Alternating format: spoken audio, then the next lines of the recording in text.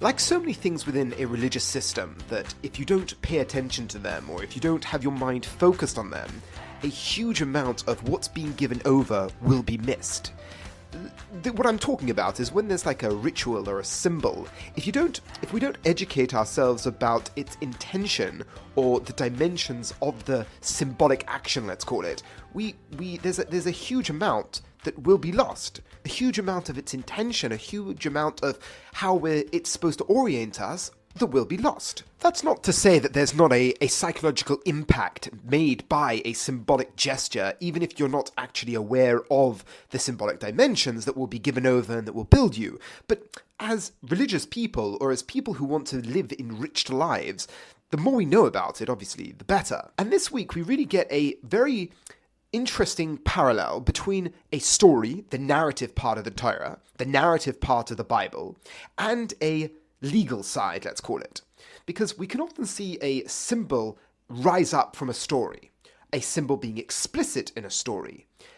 But in this week's Parasha, we both get the symbol being acted out, but also explicitly proclaimed. And that's quite rare, because often the philosophy is implicit in the story, but rarely do we get it articulated as a symbol coming out of the story. In this week's Parasha, in Vayishlach, or the portion of the Torah that Jewish people are reading around the world, we get this epic struggle. The struggle between the spectre, the struggle between what's known as the Sar of Esav. A bizarre story, an exciting story, a story of struggle, of a wrestle between good and bad, or Yaakov versus the symbol of Esav, his brother. And he struggles throughout the night. But in the midst of this battle, he gets injured. But he holds on. He holds on tight to his opponent, and holds him till the end of the night, where he demands, when this spectre wants to leave, he says no. He demands that before this apparition leaves, that he blesses him. And this is where we get the name Yisrael. Without getting into the exact symbolism of the name, because that obviously is going to be very rich, because Sarah means superior, greater, to tower over, and Kel means God, or Aleph Lamed means God. But without getting into that, because that's a fascinating discussion in of itself, but let's look at this in a broad perspective. Let's look at this battle that took place. And Hirsch, the commentator once again that we're going to focus on, really uses this as a beautiful parallel to the story and what comes after the story. So this story gives over this idea of a struggle throughout the night, with injury, but sort of retaining one's position in the battle, even though one has been injured. And what are the Jewish people commanded afterwards? The Jewish people are commanded that they shall forgo the Gid Hanashe.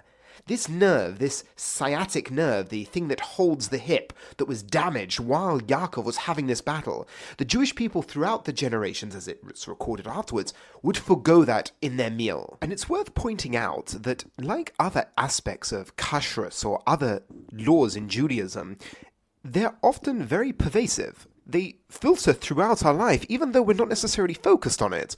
As I said, when it comes to the Gid Hanashe, or foregoing this specific part of the animal, whenever we eat meat, we're implicitly involved in this symbol. So let's talk about what this idea is giving over. And in a way, what are we actually living out when we forego this part of the animal? Something that everyone else eats, we forego it. What are we living out? Well, in a very simple way. We're living out that same idea that Yaakov demonstrated on the field. Yaakov demonstrated that his foundation, his strength, does not come from a physical foundation of power. And this idea we see repeated again and again, that our strength of survival, our ability to stand through the dark night of the Jewish history, wasn't by power and wasn't by strength, but was by something greater, was by our commitment to a higher calling. Because it's in the spirit of the upcoming festival of Hanukkah, the Jewish festival of lights, to quote the prophet during the Haftarah of Hanukkah, Zachariah or Zechariah, not by might and not by power, but by my spirit. That is where we get our strength from. That is where we get our ability to stand. The Jewish people are being taught here that when they look at history, and when they look at our ability to survive throughout history and proclaim our mission, it isn't because of our strength, as demonstrated by Yaakov in his battle. When Yaakov battled, he lost his physical strength. He lost his foundation, that which holds us up. What held him up, being obviously symbolized by his ability to stand, was taken away from him. But he still held through the battle of the night. And for the Jewish people, the parallel is the exile that we've been living through for all these generations. The night of exile we will hold strong.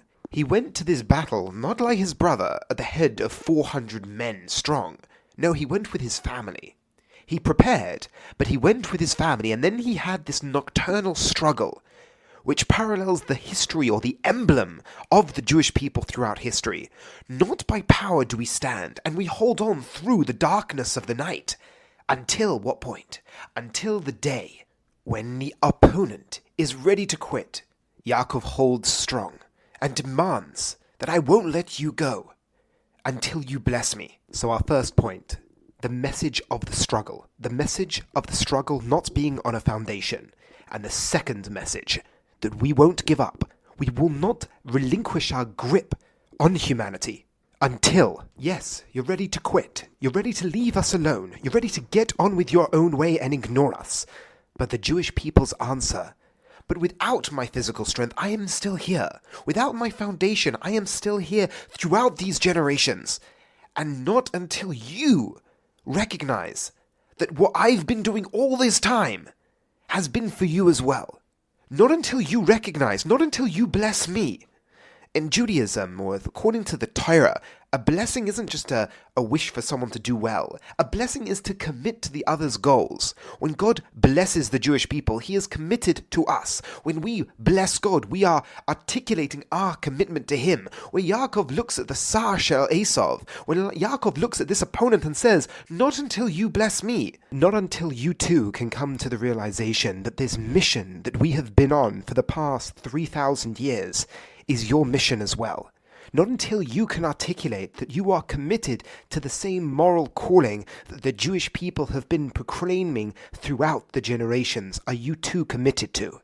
The parallels to Hanukkah are really beautiful, because what's the answer Yaakov's giving? The answer to history, or the Jewish emblem of history, isn't that until we assimilate into you, until we give up our values and we give up our calling in face of what is popular today. The answer of Jewish history, the answer of this struggle, is that without our foundation, we were a minority throughout the generations, throughout the dark night of our exile, but we held strong, and we did it without power, like everyone else does, not by might. We didn't hold to power by the head of 400 men. We stood strong because we kept committed to our values. We kept committed to our striving and our goal as Jewish people. And at the end of the night, when it's all over, the nations of the world will recognize that what we've been doing, the calling that we've been making of all these generations, and they will turn to us and they will bless us. It doesn't mean they'll give us a present. No, they will, like us, be committed to the same goals. They will, like us, recognize that the goals we've been proclaiming all these generations are the true and good goals that the rest of humanity should be committed to as well. This isn't a personalized Jewish idea right now. It's history. History involves the world, and we are taking the world on this journey. Once again, the Jewish people are called Bechor, the firstborn, because if there is a firstborn, there are other children. Yes, the Jewish people may be, the children of Israel may be the first to start this dance, but the proclamation from the Bible is that everyone eventually will join. And then we, as people living in this day and age, throughout the generations, we hearken back to that struggle by forgoing the sciatic nerve. We willingly forgo the power. We willingly forgo in symbolic ritual, in symbolic gesture, we forgo the sciatic nerve, proclaiming it is not by this sort of foundation that we hold true to our goal and that we survive throughout the generations. It's not by this sciatic nerve. It's not by the foundation that Yaakov lost in that battle. And we forgo that in our meal. So to recap our 3 points. The first point we made was that this struggle is an emblem of Jewish history. It is an emblem of Jewish history and where our foundation is. It is not a foundation of power, a foundation of strength. It is a foundation of commitment to values and ideals, as demonstrated by Yaakov's lack of a foundation throughout the darkness of that night. But he held on true. And we live out this idea in our lives today when we forego the sciatic nerve when we eat. And by the way, it's one of those things that is difficult to articulate when a person says, well, what's the idea of a gid hanasher, of why you don't eat that part of the animal? First of all, not many people know about it, but it's one of the 4 symbols that are put over in Genesis. Along with the rainbow, Shabbos, and Milah, it is a hugely significant idea, and this gives a way of framing it. And how does it end? And that was our last point. It ended by the spectre blessing Yaakov, when he was ready to ignore Yaakov, and he was ready to just move on with his own life, and ignore that the Jewish people were there and potentially put them out of their mind. The Jewish people hold on. We stay here. We stand tall and we sound strong. And how the two ideas interlink. It is because of our lack of strength that opens up the eyes of the nations of the world. If we once again were at the forefront of 400 men, our invincibility on a material plane, which is what gave us our survival, that wouldn't be impressive. That wouldn't open people's eyes to potentially there's something beyond the veil here. No, our lack of strength is what opens up people's eyes. It is because we don't have the material power, and we still survive, that it points to something beyond the mere material that allows us to hold strong and hold true throughout history. And we won't leave until our mission is complete. And the mission of the Jewish people isn't one with a sword. Like his opponent, it isn't one of the head of an army. It is a one of values, and a one of commitment to values, and through our demonstration of these ideas, as a minority, our job is to influence, by example. And that comes with time. And that is the emblem of history given over in this week's Parasha. Thank you very much for listening, and have a wonderful Shabbos.